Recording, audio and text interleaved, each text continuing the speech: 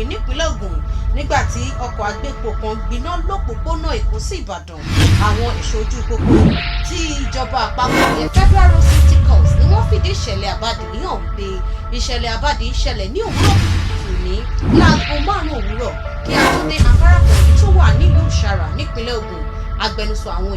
àjọ ẹ̀ṣọ́ ojú pópó ìjọba àpapọ̀ Federal Road Safety Corps FRSC ti ìpínlẹ̀ Ògùn ìyẹn Florence Okpe ṣàlàyé pé àwọn ènìyàn 14 ní iná ọmọ Rara ṣòro bí agbọ́n lára wọn nítorí pé níṣe ni wọ́n jóná kọjá àpèjúwe, ṣùgbọ́n àjọ FRSC rí àwọn kan tó jẹ́ ọkùnrin kan, obìnrin kan àti ọmọbìnrin léńjeléńje kan, lẹ́yìn tó jẹ́ pé iye àwọn tó kú náà làwọn ò tí ì lè ṣàlàyé dáadáa, ṣùgbọ́n àwọn ènìyàn 17 ni wọ́n rí pé wọ́n gbé kúròjẹ lọ́wọ́ ẹ̀rọ àkọlọ̀ kò ṣàlàyé.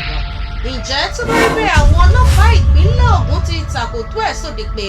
àwọn ti náwó gọ́ obìnrin ìyàwó ilé kan tó jẹ́ ní 30 ọdún látàrí pé ó bá ẹgbẹ̀rún 24,000 náírà ìyẹn 24,000 naira lọ́wọ́ ẹ̀, lẹ́yìn tó jẹ́ pé gbogbo àwọn owó yìí ló jẹ́ ayédèrú owó ní ọjà kan tí wọ́n pè ní Kílà níjọba ìbílẹ̀ Ọ̀dẹ̀dá nípínlẹ̀ Ògùn. Alukoro fún àjọ ọlọ́pàá nípínlẹ̀ Ògùn ìyẹn DSP Abiamọ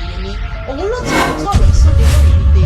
ọwọ́ àwọn tẹ obìnrin olówó ayédèrú yìí ní ọjọ́ 14 oṣù yìí látàrí ìfisùn tí àwọn tó ń ta ohun ọ̀gbìn tí wọ́n pera wọn ní Ẹgbàláwa Crops and Food Association wá fi ẹjọ́ obìnrin náà sùn ní àgọ́ ọlọ́pàá èyí tó wà ní Ọ̀dẹ̀dá, lẹ́yìn tó fà tí DSP Fẹ́mi Ọlábọ̀dé tó fi rán àwọn ọlọ́pàá lọ síbi ìṣẹ̀lẹ̀ yìí tí wọ́n sì wọ́ gán obìnrin pẹ̀lú àwọn owó ayédèrú yìí láti wá fojú winá.